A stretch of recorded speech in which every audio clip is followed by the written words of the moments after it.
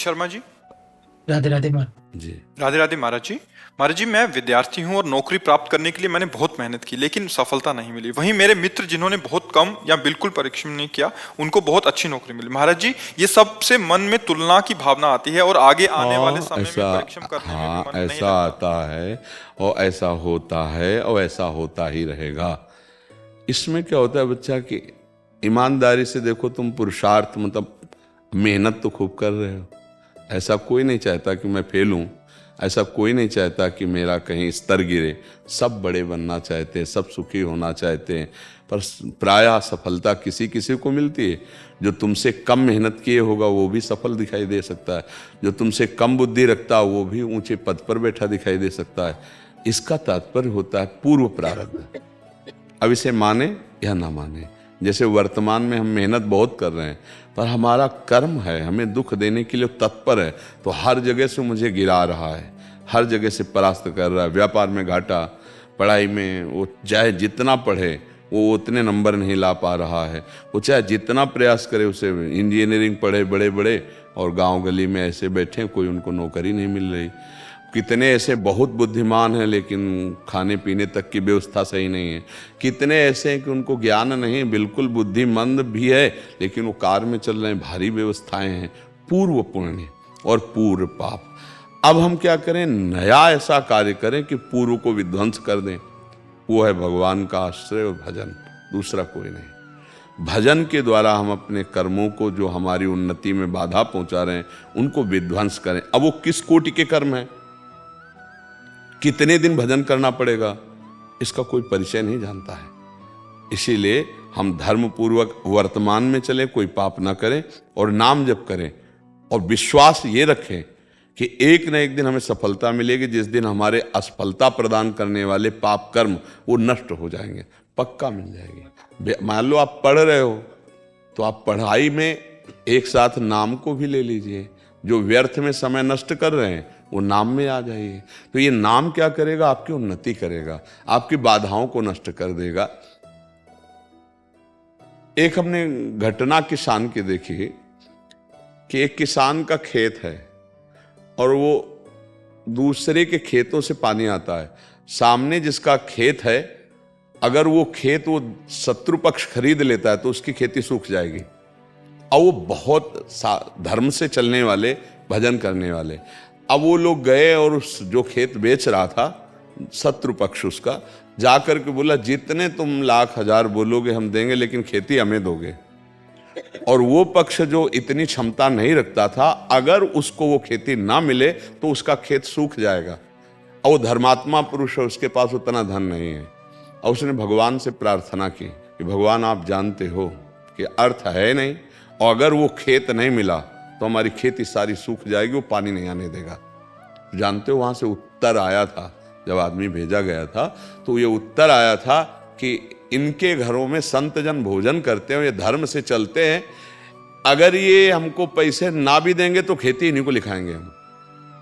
वो व्यक्ति जाकर के उनको काफी पैसे बढ़ा कर दे रहे, उन्होंने उनको नहीं दिया। यहां तक कि वो कचहरी तक उनके साथ गए, उनको नहीं दिया। और उनको दिया जिनके पास अर्थ भी कम था और ज्यादा पावर भी नहीं था। ये किसने किया? भगवान ने। ये बात हम, और वो मिलते ही खेती में सारी सुविधाएं उनकी पहुंच जाएंगी, जल आदि की, जहां से ट्यूबवेल था। अगर वो ना मिलता तो उनकी खेती सुखा देते। ऐसे लोगों स्वभाव के थे कि हम नहीं जाने देंगे। हमें लगता है धर्म से चला जाए और नाम जब किया जाए। ये जीवन भर बात याद रही कि इनके घर में संत पाते हैं, ये धर्म से चलते हैं, अगर ये पैसे नहीं देंगे तो भी खेती लिखा देंगे हम, बेचेंगे तो उसी को बेचेंगे, वो चाहे जितना कम दे पैसा। ये बात किसने उनके दिमाग में डाली?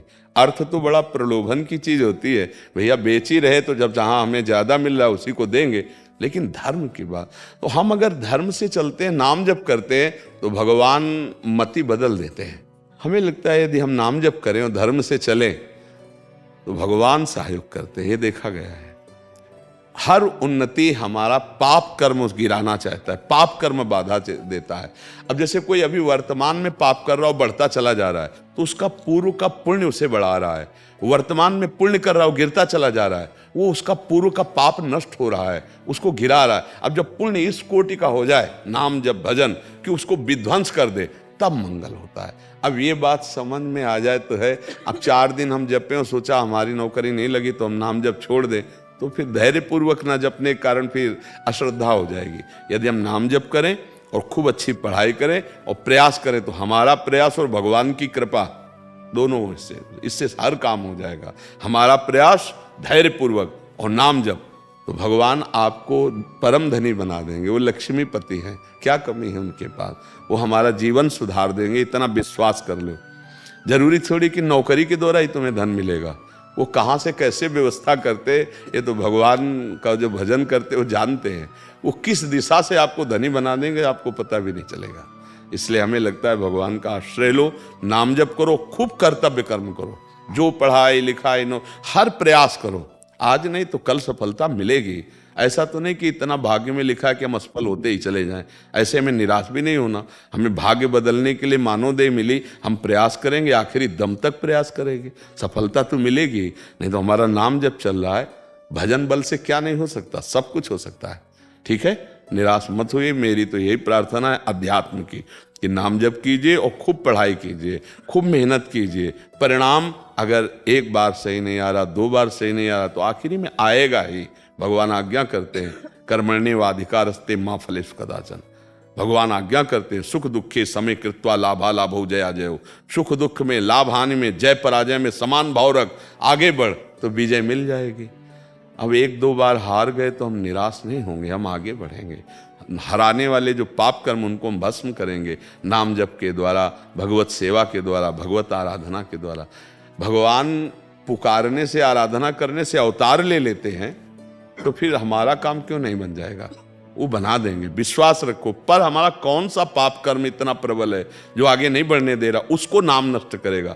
अब कितने नाम में नष्ट होगा ये पता नहीं, इसलिए हम जपते रहें श्रद्धा विश्वास पूर्वक। अच्छा, इसमें ये तो है नहीं कि तुमसे कुछ मांगा जा रहा हो कि भाई हमको झूठ में फंसा दिया जाएगा। इतना तो सुना है भगवान का नाम सत्य है, और नाम जपना तुम्हारे काम, उसमें पैसा तो लगना नहीं। अच्छा, वो फ्री टाइम में जप लो, जब आप खेल कूद में, गेम आदि मनोरंजन में लगते हो, उस समय नाम जप कर लो और खूब मन से पढ़ाई करो, खूब मेहनत करो, जीवन मंगल में हो जाएगा। निराश मत होना, मस्त रहना। ये संसार संघर्ष से जीता जाता है, इसमें संघर्ष करना पड़ेगा खूब। जो जितना मेहनती है, जितना पुरुषार्थी, उतना ही आगे निकलता है। उदास नहीं होना, निराश नहीं होना। हमें रौंदना है, हमें अपने को रौंदाना नहीं। काम क्रोध लोभ मोह मद मत्सर सब गुलाम बनाए हुए हैं। हे नाम जप कर सिंहवत दहाड़, कोई परास्त न कर पाए, ऐसा मानवदेह है।